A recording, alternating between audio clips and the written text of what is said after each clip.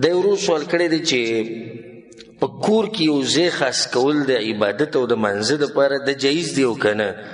الجواب بالله توفیق چې په دې کې هېڅ حرج نشته او د جایز دی چې انسان په کور کې ځان له یو ځای خاص کړي د عبادت دپاره، او دا د نیکانو خلکو طریقه ده، د پخوا نه را روانه ده، د رسول صلی الله علیه وسلم نه شروع کو بیا را روانه، بلکې مخکې امتونو کې هم نیکانو خلکو به دا چل کو چې په کور کې به د هغوی د عبادت یو خاص ځای و. لکه د بیدینو په کور کې د ډش د کتو دپاره چې خاص کمرې، د ټي وي د کتو دپاره خاص مجلسي، د سندرو ټکور دپاره جدا ځایونه. نو د دیندارو خلکو په کورونو کې د مونځ او د عبادت او د تلاوت او د ذکر دپاره یو خاص ځای جوړ کړی، په دې کې څه حرج نشته.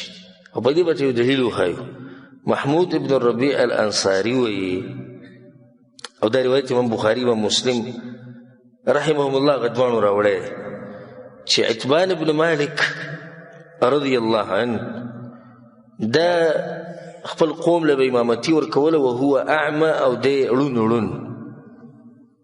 دغه یو مسله خو واضحه شوه، یو ړون پسې مونځ کې د بعض عوام وایي د ده پته نه لګي چې ځان به یې څنګه اینځلی او څنګه به یې نه اینځلی، څه ماشوم دی. داسې ټولې شکي خبرې. ده ته وګوره دغه شان څوک عبدالله ابن ام مکتوم چې رسول صلی الله علیه وسلم په سفر باندې جهاد سره لپاره ولاړ مدینه کې، هغه به خپل جومات کې پرېښودو. نو دی ړونو. نو یو ورځ به رسول پسې راغی چې یا رسول الله انها تکون الظلمه والسیل، یا رسول الله کله تکه تیاری، کله سیلابونه راځي، وانا رجل ضریر البصر، دې سړی چې سترګې زما کار نه کوي. نو یا رسول الله زمونږ په دې کور کې په سجي کې مونځ وکړه، اتخذه مصلی، بس دغه ځای کې به زه مونځ کومه، یعنې یو ځای چې رسول صلی پکې مونځ وکړي د برکت دپاره. او دا طریقه و د رسول صلی چې کله به چا کره لاړ ډوډۍ به وخوړه نو بیا به ورته ووایې چې ځای وښایي چې هلته لمونځ وکړم. نو د رسول صلی په دغه کور کې مونځ کول دا یو برکت دی.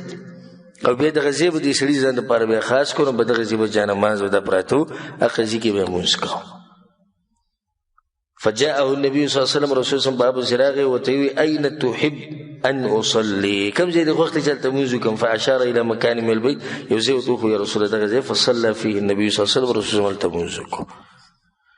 امام ابن رجب رحمه الله وایي چې دا د سلفو عادت و چې هغوی به په کور کې ځان له ځای خاص کوو. خو بیا اوس دا مسله بیان کړې ده چې دا داسې جومات نه دی لکه څنګه چې دغه جومات دی مسجد، او د دې لپاره دغه احکام نه دي کوم چې هلته دي. خو دا یو ځای دی سړي ځان له خاص کو، د الله عبادت پکې هېڅ خبره نه ده. خو داسې به نه وایو چې دا دې اوس داسې احکام شو لکه څنګه چې دغه عام جومات دپاره دي. والله اعلم.